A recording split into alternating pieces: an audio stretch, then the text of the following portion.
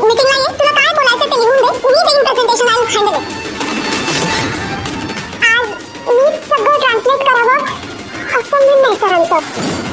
मला हे सगळं कसं जमेल सर?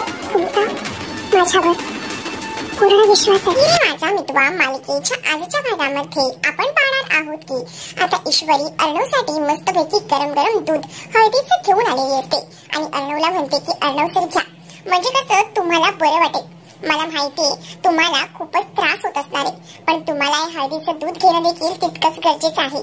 असं बोलून ती त्याला हळदीचं दूध देत असते. त्याच वेळेला ईश्वरी म्हणत असते हे खाली आज सगळीजण छान गप्पा मारत बसलेली होती. अर्णवला हे कळताच अर्णव तर चकित होतो. अर्णव म्हणतो काय, आज एवढ्या रात्री सगळीजण खाली बसले होते? ईश्वरी म्हणते की हो ना, मीही विचारच करत बसले की नेमकं झालंय तरी काय सगळ्यांना. सगळीजण मस्त गप्पा मारत होते, मग तू त्यांच्या समोरून हे दूध घेऊन आलीस का? तर ईश्वरी म्हणते की हो, मी त्यांच्या समोरूनच तर हे दूध घेऊन आले. सगळीजण मला विचारत होते की दूध कशाला घेऊन चालली आहे, तर मी त्यांना म्हटलं अर्णव सरांची इम्युनिटी बूस्ट करण्यासाठी. पण तुम्हाला माहितीये का, मी ते सांगितलं नाही. आपलं जे ठरलं होतं ना ते, काही झालं तरी मला सांगायचं नव्हतं ना तुमचा आवाज गेलाय ते, मग मी नाही सांगितलं. त्यावर अर्णव डोक्याला हात लावून घेतो. ईश्वरी म्हणते आता काय झालं अर्णव सर?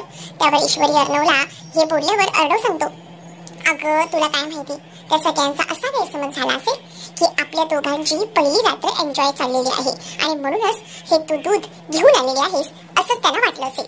हे ऐकल्यानंतर ईश्वरीला तर धक्काच बसतो. ईश्वरी म्हणते हे बापरे, हे असलं घडलंय का? काय करायचं आता, आपल्या दोघांची पहिली रात्र. आणि असं बोलून तिला आता कळतच नसतं की पुढे आता काय रिॲक्ट करावं ते. ईश्वरी म्हणते अर्णव सर आता तर खूप मोठा प्रॉब्लेम झाला, मला वाटलंही नव्हतं माझ्या थँक्यूचा एवढा सगळा परिणाम होईल तो. त्यावर आता अर्णव म्हणतो की काय गरज होती तुला हे सगळं करायची. त्यावर मात्र आता अर्णव जो आहे तो ईश्वरीला समजून घ्यायचा प्रयत्न करत असतो. पण ईश्वरी म्हणते की काय करू अर्णव सर, मला तर तुमच्यासाठी एवढं करायचंच होतं ना. त्या दिवशी रिपोर्टरच्या समोर तुम्ही माझी इतकी बाजू घेतली, तुम्ही मला पडू दिलं नाही आणि त्यासाठी तर मला तुमची बाजू घ्यायची होती आणि तुम्हाला थँक्यू बोलायचं होतं आणि यासाठी मी प्रयत्न करत होते. सकाळी सुद्धा तुम्हाला नाश्त्याच्या टेबलवर ब्रेडवर स्माइलीमध्ये थँक्यू बोलायचं ठरवलं होतं, पण तुम्ही कामाच्या नादात ते सुद्धा बघितलं नाही. म्हणून मग मी तुम्हाला डबा द्यायला सुद्धा आले होते, त्यामध्ये सुद्धा मी थँक्यूची चिठ्ठी लिहिली होती, ती सुद्धा तुमच्याकडनं बघणं झालं नाही.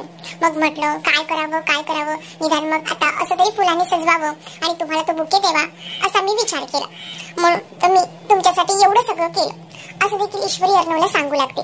अर्णव आता जेव्हा हे सगळं ऐकतो, ईश्वरीने केवढी मेहनत केलेली आहे आपल्याला साधे थँक्यू बोलण्यासाठी, हे जेव्हा त्याच्या लक्षात येतं तेव्हा मात्र आता अर्णव म्हणतो की खरंच ना, या मिस इंदौरने एक थँक्यू बोलण्यासाठी किती कष्ट घेतलेले आहेत, किती विचार करते ही.